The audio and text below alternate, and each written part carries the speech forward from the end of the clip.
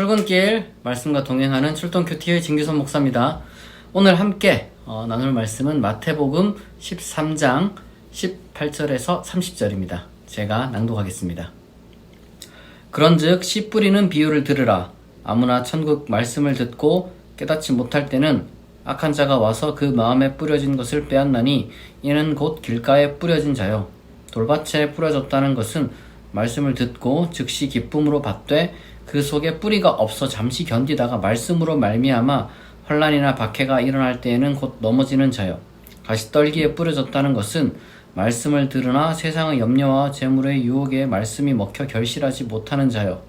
좋은 땅에 뿌려졌다는 것은 말씀을 듣고 깨닫는 자니 결실하여 어떤 것은 100배, 어떤 것은 60배, 어떤 것은 30배가 되느니라 하시더라.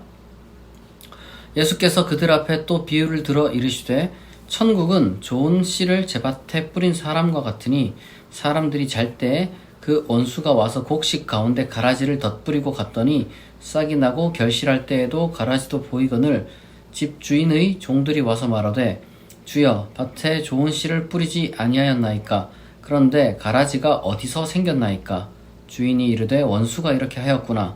종들이 말하되 그러면 우리가 가서 이것을 뽑기를 원하시나이까 주인이 이르되 가만두라. 가라지를 뽑다가 곡식까지 뽑을까 염려하노라.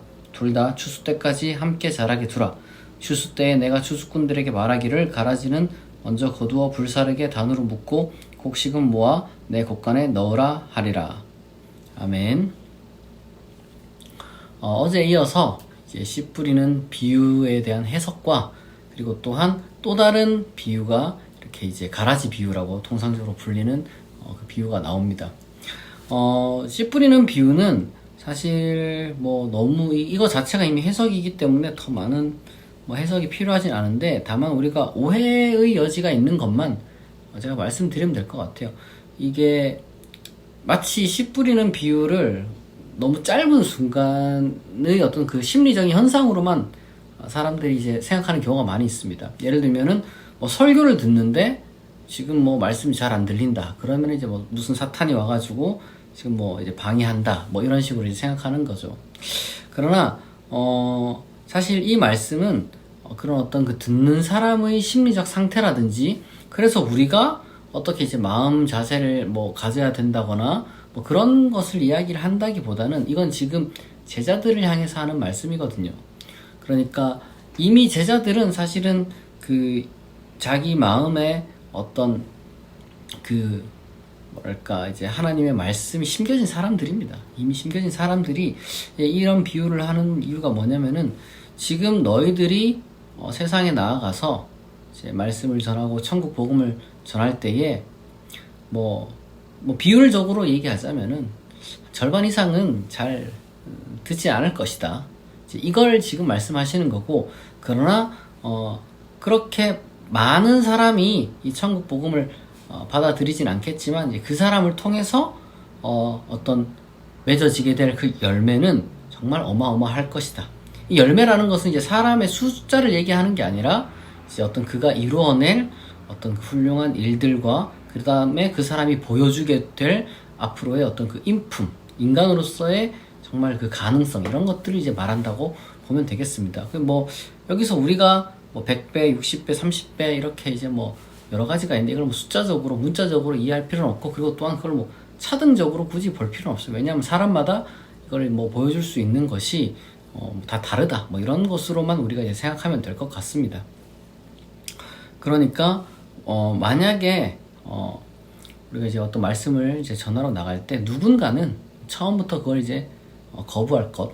모든 사람이 다 똑같은 생각을 가질 수도 없고 이제 이 천국에 대해서 그 다음에 우리가 가지고 있는 어떤 그 기독교의 그 좋은 점들에 대해서 우리가 얘기를 할 때 이제 뭐 다들 합리적으로만 반응하진 않아요. 그냥 사람이라는 것이 그저 그냥 아예 그냥 처음부터 그냥 듣기 싫어하는 사람도 있을 것이고 뭐 이제 잠깐 뭐 괜찮다 싶다가도 뭐 여러 가지 사정이 있어가지고 그게 뭐 여기는 보면은 이제 유혹과 고난 뭐 이런 것들로 이제 좀 구별이 되는데 어쨌거나 뭐 그걸 뭐 우리가 구별할 필요는 없겠죠. 그냥 뭐 사람이라는 것이 환경에 따라서 다 똑같이 이제 신앙생활을 할 수 있고 같은 어떤 그 신앙적인 그러한 환경 속에서 자라갈 수 있는 것은 아니다. 이제 그 정도로만 우리가 생각하면 될 것 같습니다. 그렇다고 해서 우리가 여기서 이 말씀을 통해서 마치 우리의 어떤 그 기독교 신앙과 천국 복음에 대한 그 전파를 받아들이지 않는다고 해서 너무 부정적으로만 저 사람은 뭐 이제 천국도 못 가는 사람이고 사탄에게 사로잡힌 사람 이렇게 생각할 필요는 없어요. 그냥 다만 이 말씀의 핵심은 생각보다 많은 사람이 이제 복음을 거부할 것이다 라는 그러한 현실적인 이야기를 이제 해주신다라고 보면 됩니다. 그리고 두 번째로는 가라지 비유가 나오는데요. 이 가라지 비유도 마찬가지입니다.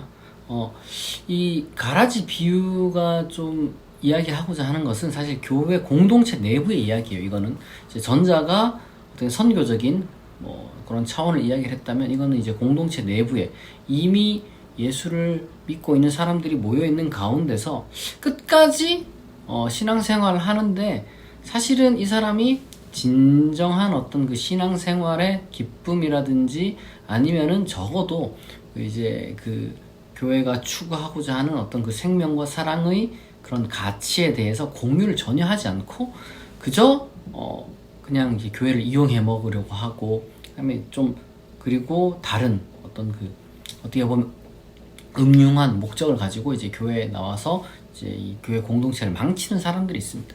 언제나 그런 사람들은 있는 거예요. 처음부터 아예 그냥 뭐 여러 가지 이유로 그냥 교회를 뭐 처음 나오지 않으면 상관이 없을 텐데, 꼭 교회를 들어와서 교회 안에서 그렇다고 뭐 교회를 사랑하는 것도 아니고 신앙을 갖는 것도 아닌데 그냥 그저 들어와서 이렇게 뭐 좀 문제를 일으키는 사람들이 있습니다. 이제 그 사람들을 어떻게 해야 되느냐, 어떻게 막을 수가 없어요. 이거는 교회에 우리가 뭐 여러 가지 많은 제도도 만들고 뭐 그렇게 해서 뭐 치리도 하고 뭐 그런 방법이 있지만, 이게 100% 그러한 어떤 그 문제를 해결할 수 있느냐, 뭐 그럴 수는 없다는 거죠. 현실적인 차원에서 하나님이 언젠가 마지막 날에 이제 심판의 날에 그에 합당한 대가를 이제 그에게 치르게 할 것이니, 뭐 너무 그거를 또 이제 싸운다고 그것과 이제 투쟁한다고 이제 공연한 어떤 그 뭐랄까 피해를, 선의의 피해자가 생기지 않도록, 그러니까 이제 그냥 신앙생활 잘 하면서 다른 뭐 그런 사람들을 그냥 무시하면 되는 건데, 무시하는 게 아니라 괜히 그거를 교회의 중심 논제로 만드는 거는 별로 이렇게 바람직하지 않다라고 이제 보는 것이죠. 그러니까 문제 있는 사람들이 있어요. 문제 있는 사람들이 있고 우리는 문제를 해결해야 되는데, 교회라는 곳이 기본적으로 하나님께 예배하고 서로 기도해주고 그 다음에 또 세상을 향해서 우리가 빛과 소금으로서 무슨 역할을 감당할 게 없나, 이제 이거를 이제 고민하는 게 교회인데, 자꾸 교회 내에서 무언가 이제 그러한 어떤 그 예배, 어떤 교제, 그 다음에 세상을 향한 어떤 그 선교와 봉사 뭐 이런 것들이 중심이 되는 것이 아니라 자꾸 싸움, 뭐 분쟁 뭐 이런 것들이 이제 중심이 되는 그런 교회들이 있습니다. 바람직한 게 아니에요, 여러분. 우리가 분명히 문제는 해결해야 되겠지만 그것이 중심이 돼서는 안 된다. 그거는 이제 부수적인, 마치 여러분 교회를 왔는데 뭐 광고만 한다. 그럼 그게 무슨 설교 시간에 이제 뭐 정말 그 광고만 하고 그러면 그게 설교가 아니겠죠. 예배도 아니고. 설교 시간에 또 설교는 하나도 없고 그냥 뭐 예를 들면 뭐 예화만 가득하다. 그럼 그게 설교가 아니죠. 교회도 마찬가지. 교회 중심에 있어야 될 것들이 있는데 우리가 그것을 잘 기억하고, 항상 문제가 있습니다. 여러분, 문제 없는 교회는 이 세상에 존재할 수가 없어요. 그러니까 우리가 이제 그렇다고 해서 교회가 잘못 굴러가는 것을 우리가 정당화하느냐, 그게 아니라 현실적으로. 그러니까 너무 이상적으로만 이제 생각하면 안 됩니다. 다만 우리가 현실적으로 생각을 하되, 이제 문제는 주변적인 것으로서 우리가 이제 100% 이거 완전히 다 깨끗하게 치울 수가 없는 것처럼 이제 중심이 무엇인지 잘 기억하고, 그러나 이제 또 희망을 갖고, 왜냐하면 결국에는 하나님께서 이제 가장 온전한 아름다운 그러한 공동체를 또 이제 마련해 주실 것이기 때문에 우리가 이제 그걸 믿고, 어떤 사람들이 그래요. 저런 사악한 뭐 이제 전쟁을 일으키고 사람을 죽이고 이런 사람들이 뭐 죽기 전에 예수 믿었다고 난 저런 사람이랑 도대체 어떻게 내가 이제 하나님 나라 가느냐, 내가 천국 가느냐, 내가 그게 무슨 나한테는 그게 천국이 아니라 지옥이다 이렇게 이제 말씀하시는 분들이 있는데, 여기 성경 말씀 보니까 분명히 거두어서 가라지는 불사르게 단으로 묶고 곡식은 모아서 내 곶간에 넣는다 이런 말씀이 있습니다. 우리가 이 말씀을 생각하면은 이 불사른다는 것이 여러 가지 많은 해석을 우리가 나올 것이고, 예수님의 의도와 그리고 또한 전체적인 하나님 나라 신학 가운데서 우리가 최후의 운명에 대해서 우리가 이제 생각해 볼 그런 여지가 있지만, 중요한 것은 우리가 지금 하나님께서 예비하신 그 나라는 정말 이 정의롭고 아름답고 온전한 나라일 것이라는 것을 우리가 이제 기억을 하고, 지금 현재로서는 좀 부족하나마 이제 좀 흠이 있고 좀 모자란 것도 있고 그렇지만, 현실 속에서 우리가 이제 아름다운 것을 중심으로 우리가 이제 교회 생활, 신앙 생활을 잘 해나갈 수 있으면 좋겠습니다. 같이 기도하겠습니다. 하나님 아버지, 오늘 두 가지 비유를 우리가 묵상했습니다. 씨 뿌린 자의 비유를 통하여서 우리가 천국 복음을 전파할 때 많은 거부와 거절이 있을 수 있다는 것을 우리가 잘 기억하게 하시고, 그럼에도 불구하고 한 사람 한 사람을 통해서 맺어질 그 열매를 생각하며 우리가 하나님의 나라의 그 기쁜 소식을 늘 다른 사람들에게 전달할 수 있는 사람 되게 하여 주옵소서. 그리고 또한 이 교회 공동체 내에 같이 신앙생활 하는 사람들 가운데서도 알곡이 있고 가라지가 있을 수 있다는 것을 우리가 이 시간 다시 한번 배웠습니다. 하나님 아버지, 우리가 세상을 살아가면서 현실적으로 신앙생활 하는 가운데 어쩔 수 없는 그러한 부딪힘은 우리가 겪을 수밖에 없지만, 그것이 우리 신앙생활의 중심이 되지 않게 하시고 마지막 날에 하나님께서 그 모든 문제를 공평하고 정의롭게 해결할 것을 믿으며 우리가 중심이 무엇인지 늘 생각하고 정말 하나님 나라와 그리고 이제 교회의 신앙생활 속에서 중심되는 것에 집중할 수 있도록 우리를 붙들어 주옵소서. 감사드리며 예수님의 이름으로 기도합니다. 아멘. 여러분, 오늘 하루도 하나님께서 주시는 그 힘과 그리고 능력으로 하루를 잘 감당할 수 있길 바라고요. 좋은 일, 행복한 일 가득하기를 진심으로 축복합니다.